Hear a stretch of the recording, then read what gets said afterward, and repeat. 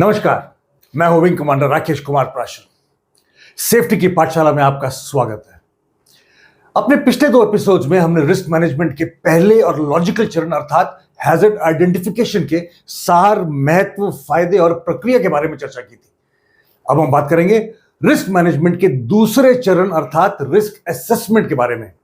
चूंकि विषय बहुत विस्तृत है, हम इस प्रक्रिया के बारे में अगले कुछ एपिसोड्स में डिटेल में बात करेंगे।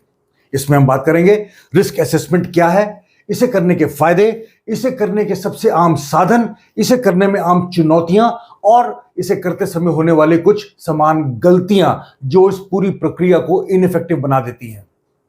मैं आपको आश्वस्त कर सकता हूं कि सेफ्टी की पाठशाला के रिस्क असेसमेंट के इस श्रृंखला के अंत तक आप इस विषय में निपुण हो जाएंगे। तो चलिए शुरू करते हैं रिस्क असेसमेंट की डिटेल्ड क्लास। आज के इस एपिसोड में हम बात करेंगे रिस्क असेसमेंट क्या है और इसके फायदे के बारे में। दोस्तों, हमने अपने पिछले एपिसोड में जाना था कि risk is the likelihood of the harm taking place, अर्थात रिस्क हानि होने की संभावना है। फेसबुक के संस्थापक मार्क जकरबर्ग ने एक बार कहा था, the biggest risk is not taking any risk. In a world that's changing really quickly, the only strategy that is guaranteed to fail is not taking risks. अर्थात सबसे बड़ा रिस्क कोई रिस्क ना लेना है। ऐसी दुनिया में जो तेजी से बदल रही है, रिस्क ना लेना ही एकमात्र ऐसी रणनीति है जिसके फेल होने की गारंटी है। हालांकि यह सलाह नई नहीं है। मुझे लगता है कि आप इस बात से सहमत होंगे कि कुछ ऐसे रिस्क हैं जिन्हें कोई कंपनी कभी नहीं लेना चाहेगी। इसमें शामिल है ऐसे रिस्क जो आपके कर्मचारियों के स्वास्थ्य और कल्याण को खतरे में डालती हैं। लेकिन यह हमेशा स्पष्ट नहीं होता है कि कौन सी कार्रवाइयां, नीतियां या प्रक्रियाएं हाई रिस्क वाली हैं। यहीं पर रिस्क असेसमेंट अर्थात जोखिम का मूल्यांकन करना अत्यंत महत्वपूर्ण हो जाता है। रिस्क असेसमेंट के साथ कंपनीज अपने बिजनेस ऑपरेशंस में उत्पन्न होने वाले संभावित खतरों की पहचान कर सकती हैं ताकि उनके विनाशकारी परिणामों से अपने कर्मचारियों को सुरक्षित रख सकें। इस प्रकार रिस्क असेसमेंट संभावित खतरों की पहचान, आंकलन और नियंत्रण करने की एक सिस्टमैटिक और प्रोएक्टिव प्रक्रिया है। इसका उपयोग संभावित खतरों को घटित होने से पहले पहचानने के लिए किया जाता है ताकि नुकसान को रोकने के लिए पर्याप्त नियंत्रण के उपाय किए जा सके और हम अपने कर्मचारियों को एक सुरक्षित कार्य वातावरण प्रदान करने में सक्षम हो सके। रिस्क असेसमेंट केवल कार्यस्थलों में ही नहीं, सार्वजनिक स्थानों और यहां तक कि दैनिक जीवन में भी हमारी सुरक्षा और कल्याण सुनिश्चित करने में महत्वपूर्ण भूमिका निभाता है। रिस्क असेसमेंट का प्राइमरी गोल डिसीजन मेकर्स को स्पेसिफिक रिस्क की संभावना और संभावित परिणामों के बारे में बहुमूल्य जानकारी प्रदान करना है, जिससे वे निर्णय लेने और उचित रिस्क मैनेजमेंट स्ट्रेटेजी को लागू करने में सफल हों। लेकिन यह रिस्क असेसमेंट का एकमात्र उद्देश्य नहीं है। रिस्क असेसमेंट के कई अन्य लाभ हैं जिनकी चर्चा आज हम अपने इस एपिसोड में करने वाले हैं। सबसे पहला, रिस्क असेसमेंट संभावित रिस्क की पहचान करने के लिए एक प्रोएक्टिव अप्रोच है। रिस्क असेसमेंट उन संभावित रिस्क को पहचानने और समझने में मदद करता है जो किसी ऑर्गेनाइजेशन, प्रोजेक्ट या सिस्टम को प्रभावित कर सकते हैं। इससे हमें उनके पोटेंशियल इंपैक्ट को कम या समाप्त करने के लिए उचित प्रिवेंटिव मेजर्स लेने में मदद मिल सकती है। दूसरा, यह हमें रिस्क को उनके घटित होने की संभावना और उनके संभावित प्रभाव के आधार पर प्रायोरिटाइज करने में मदद करता है। इससे ऑर्गेनाइजेशंस को सबसे महत्वपूर्ण खतरों पर रिसोर्सेज और एफर्ट्स एलोकेट करने में मदद मिलती है जिन पर तत्काल ध्यान देने की आवश्यकता होती है। इस प्रकार रिस्क मैनेजमेंट के प्रयासों को ऑप्टिमाइज किया जा सकता है।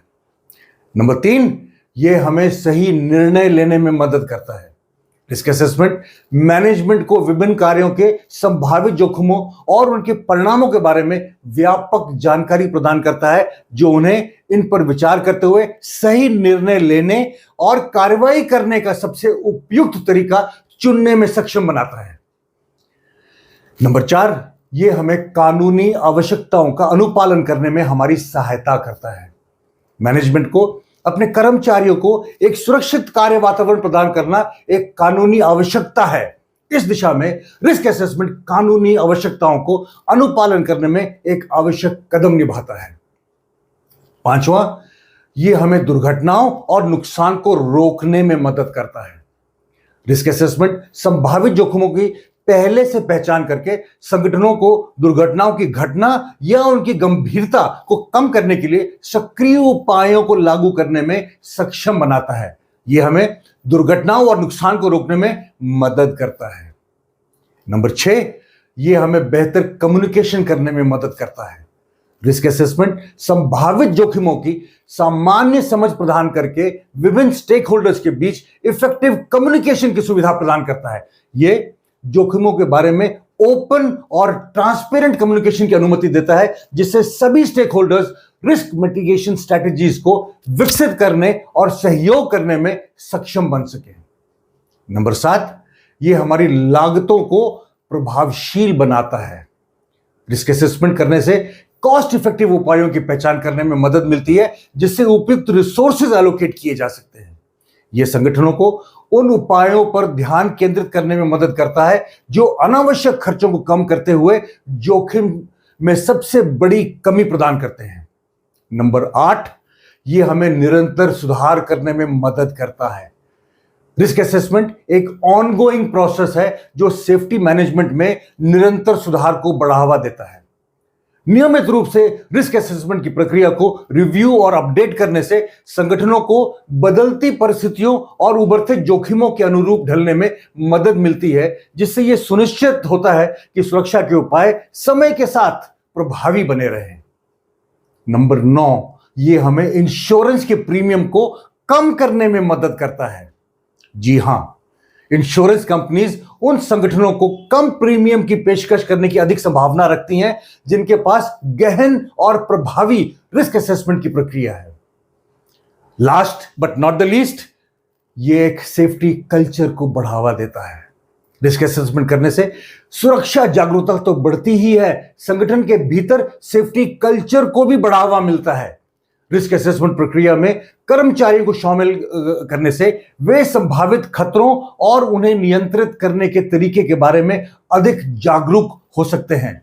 इसके परिणाम स्वरूप कार्यस्थल में सुरक्षित कामकाजी माहौल बनता है और दुर्घटनाओं की संभावना कम हो जाती है, जो सभी मैनेजमेंट्स का असली सपना होता है। कुल मिलाकर व्यक्तियों और संगठनों की सुरक्षा और भलाई सुनिश्चित करने के लिए रिस्क असेसमेंट एक महत्वपूर्ण कदम है। दोस्तों, मुझे यकीन है कि आप रिस्क असेसमेंट क्या है और उसके महत्व को समझ गए होंगे।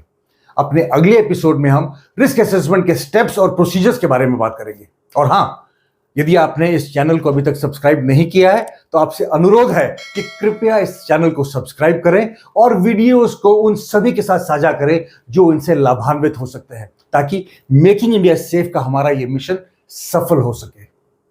नमस्कार, जय हिंद।